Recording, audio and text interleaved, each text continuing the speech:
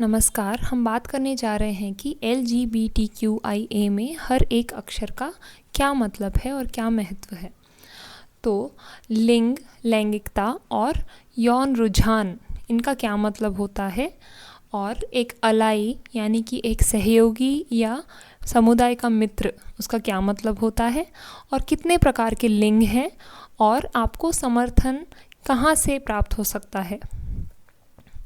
तो हम क्या सोचते हैं कि सिर्फ पुरुष और महिला ही दो लिंग होते हैं, पर ऐसा बिल्कुल नहीं है। आइए जानें कि और कौन कौन से लिंग और लैंगिकताएं होती हैं।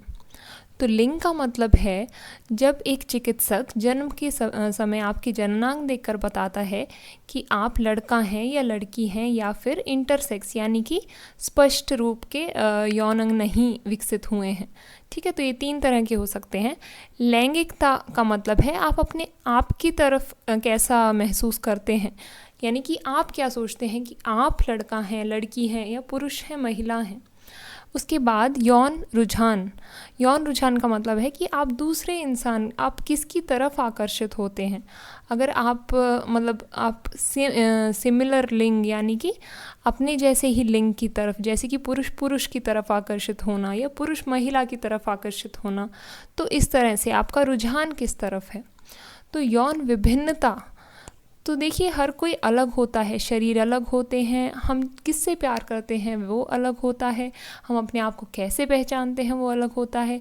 यह सब समझना महत्वपूर्ण है और ये सीखना भी कि ये सब भी सही बात है, ये सब भी नॉर्मल बात है। तो यौन विभिन्नता होना एक आम बात है। तो चलिए देखें कि इन सब का मतलब क्या है। तो समलैंगिकता और विषम लैंगिकता।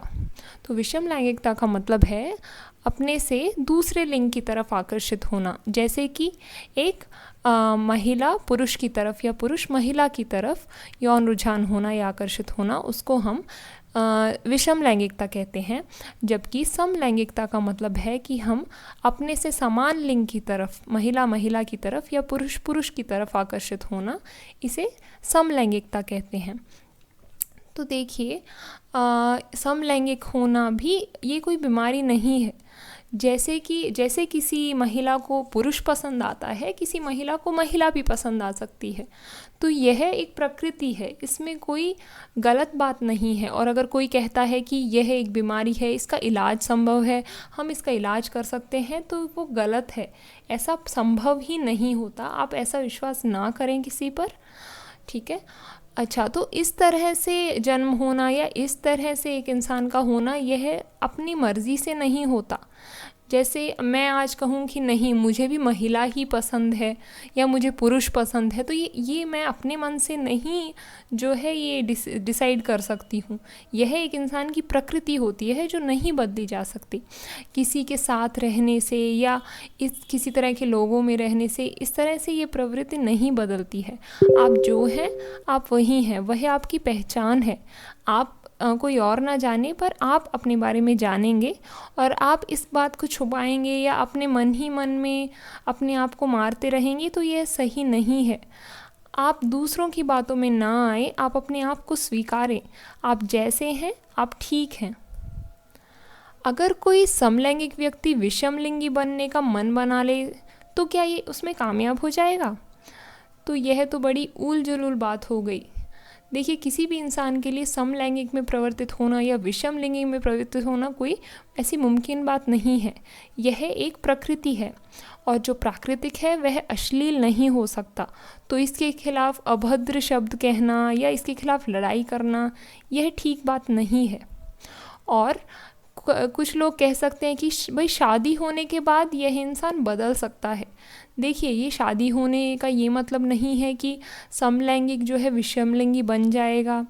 ठीक है, अगर ऐसा होता तो लोग ऐसा करते ना। ये ज़रूर मुमकिन है कि भाई समलैंगिक व्यक्ति की ज़बरदस्ती शादी कर दी है, तो वह दूसरे लिंग वाले के साथ भी जो है यौन संबंध बना सकता है, बच्चे भी पैदा कर सकता है। पर ये उस इंसान के मन की बात है कि क्या यह उसने चाह कर किया है या फिर उसके विरुद्ध हुआ है ये। ठीक है। तो जैसे हम सबको, जैसे हमें एक एक रंग पसंद आता है, वैसे ही किसी को महिला किसी को पुरुष पसंद आ सकते हैं। तो यह कोई, इसमें कोई गलत बात नहीं है। तो लेस्बियन का मतलब है जब एक महिला महिला की तरफ आकर्षित हो, और गे का मतलब है जब एक पुरुष पुरुष की तरफ आकर्षित हो। अब बाइसेक्सुअल या द्विलिंगी का मतलब है कि एक इंसान जो है एक दूसरे दो या दो से ज़्यादा लिंगों की तरफ भी आकर्षित हो सकता है। कभी उस इंसान को एक महिला पसंद आए, लेकिन किसी और वक्त पर उस इंसान को ही एक पुरुष भी पसंद आए। तो ये सब उन पर निर्भर करता है। अब बात करते हैं परलैंगिक या तीसरा लिंग, जो कि हम ट्रांस व्यक्ति कहते हैं। तो ट्रांसजेंडर जो है उसमें इस तरह के लोग आते हैं जिनका जन्म एक लिंग के साथ हुआ है, पर वो अपने आप को वैसा नहीं मानते।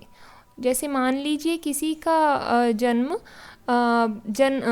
के वक्त पर वह एक लड़का है, पर वो अपने आप को लड़की मानता है, या फिर हो सकता है कि जन्म से लड़की हो लेकिन वह अपने आप को लड़का मानती है। ठीक है। तो ये उन्हें ऐसा लगता है कि जैसे वो गलत शरीर में फंस गए हैं। ठीक है। तो यह भी कोई एबनॉर्मल बात नहीं है, यह भी सामान्य बात है, ऐसा हो सकता है, इसमें भी कोई बीमारी की बात नहीं है। ठीक है। तो ट्रांस व्यक्ति होना भी एक नॉर्मल बात है। और ऐसा ज़रूरी नहीं कि मान लीजिए कोई अपने आप को ट्रांस व्यक्ति कहता है तो उन्हें अपना पहनावा, शरीर या फिर अपना नाम बदलना ज़रूरी है। नहीं, यह उनका निजी चुनाव है कि वो बदलना चाहते हैं या नहीं। तो ट्रांस व्यक्ति को ऐसा लगता है कि जैसे उनकी आत्मा लड़के की हो और वो लड़की की तरह पैदा हुए हैं, या आत्मा लड़की की हो और वो लड़के की तरह पैदा हुए हैं, तो ऐसा उन्हें लग सकता है। तो यह काफ़ी मानसिक विषाद का जो है चीज़ बन जाती है उनके लिए। तो हमें उन्हें समझना ज़रूरी है। अब ये बात है कि क्या हर ट्रांस व्यक्ति हिजड़ा कहलाता है, हिजड़ा या किन्नर कहलाता है? तो नहीं। देखिए, जो ट्रांस व्यक्ति या परलैंगिक व्यक्ति हिजड़ा समुदाय में जुड़ जाते हैं और उनकी हिजड़ा संस्कृति को अपनाते हैं, सिर्फ उन्हीं को हिजड़ा कहते हैं। और हिजड़ा में गुरु चेला की जो है संस्कृति होती है, और जो चेले हैं वो गुरु के द्वारा दिया हुआ जो है वो काम करते हैं, उस काम में वो लगते हैं। ठीक है। तो इसलिए हर हिजड़ा जो है वो एक ट्रांस व्यक्ति है, पर हर ट्रांस व्यक्ति हिजड़ा नहीं होता। सिर्फ जो हिजड़ा संस्कृति को जो है अपनाते हैं वही हिजड़ा कहा जाएंगे। अब क्यू का मतलब है क्वेश्चनिंग। तो इसका मतलब है कोई जो जिज्ञासु है, जो कि अपने लैंगिकता, अपने यौन रुझान के खोज में है, जो अभी जान नहीं पाए हैं ठीक से कि उनका यौन रुझान, उनकी लैंगिकता क्या है। तो क्वेश्चनिंग भी LGBT समुदाय के अभिन्न अंग हैं। इसके अलावा क्यू का मतलब क्वियर भी कहा जा सकता है, जिसका मतलब होता है एक निराला व्यक्ति। तो क्वियर जो है, ये शब्द समुदाय का कोई भी व्यक्ति इस्तेमाल कर सकता है कि वह क्वियर हैं। इंटरसेक्स या कोई जो अस्पष्ट यौनिक अंगों के साथ पैदा हो, ओके, तो ऐसे व्यक्ति को आप इंटरसेक्स कह सकते हैं। तो इंटरसेक्स के लिए भी दोष निवारक सर्जरी हमेशा अनिवार्य नहीं होती। ओके। इंटरसेक्स लोगों का पालन पोषण एक लड़का या लड़की की तरह किया जा सकता है, या फिर जब वे अपने यौवन के स्टेज पर आते हैं तब वे ही अपने आप से बता सकते हैं कि क्या मैं अपने आप को लड़का मानता हूँ या लड़की मानता हूँ। अलैंगिक व्यक्ति, तो अलैंगिक भी एक बहुत बड़ा शब्द है, जिसमें ऐसा होता है कि उनमें जो है यौन आकर्षण या यौन रुचि कम हो सकती है।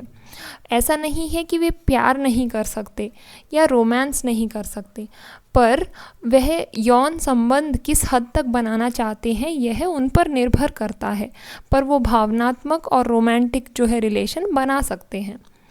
अब बात है कि अलाई कौन होता है? अलाई या सहयोगी या मित्र, ऐसा इंसान है जो कि समुदाय के अंदर नहीं है, समुदाय के बाहर है, लेकिन समुदाय का सपोर्ट करता है, समुदाय का सहयोग करता है। उनके खिलाफ अगर कोई भेदभाव या पक्षपात है तो उसके खिलाफ आवाज़ उठाता है, सभी के अधिकार को समझता है और ये जानते हैं कि सभी का ह्यूमन राइट्स सेम है, सब लोग एक समान हैं। ठीक है। अच्छा, अब देखिए कि ये कितना कॉमन है। क्या ये जो दूसरे लिंग हैं, लैंगिकता हैं, क्या ये व्यापक है या फिर बहुत कम लोगों में है? तो देखिए अमेरिका में 11% लोग अपने आप को समलैंगिक मानते हैं। ओके। और इसी तरह से कुछ 0.3% लोग अपने आप को परलैंगिक मानते हैं।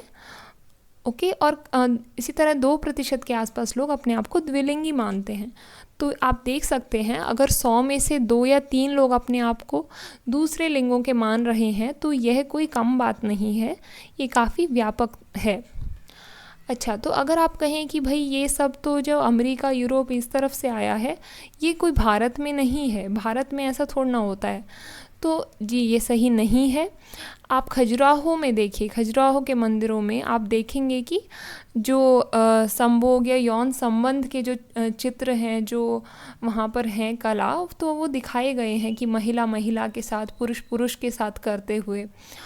अच्छा, अब रामायण में जो महाराज भगीरथ थे, उनका जन्म ही 2 महिलाओं के यौन संबंध से हुआ था, ऐसा लिखा है। और महाभारत में शिखंडिनी को तो आप जानते ही हैं, जो कि एक परलैंगिक थे। और शिवजी ने जब विष्णु जी को मोहिनी अवतार में देखा तो उन दोनों के यौन संबंध से जो भगवान अयप्पा का जन्म हुआ है। तो आप देखिए भारत में भी प्राचीन काल से ही इस तरह के जो हैं एविडेंस है कि LGBT समुदाय या ये जो समुदाय है ये तब से ही है, ये कोई नई बात नहीं है या ये कोई विदेशों से नहीं आया है। तो आप जो भी हैं, जैसे भी हैं, आप काबिल हैं, आपको भी उतना ही आदर मिलना चाहिए जितना समाज में किसी और व्यक्ति को। और आप महत्वपूर्ण हैं, अपने आप को स्वीकार करें, अपने आप से प्यार करें, आप प्यार के काबिल हैं। और आपको समर्थन या मदद चाहिए हो तो कृपया मोबेरा फाउंडेशन, नाज फाउंडेशन या हमसफ़र ट्रस्ट पर आप संपर्क कर सकते हैं। तो जियो और जीने दो, प्यार करो और करने दो। धन्यवाद।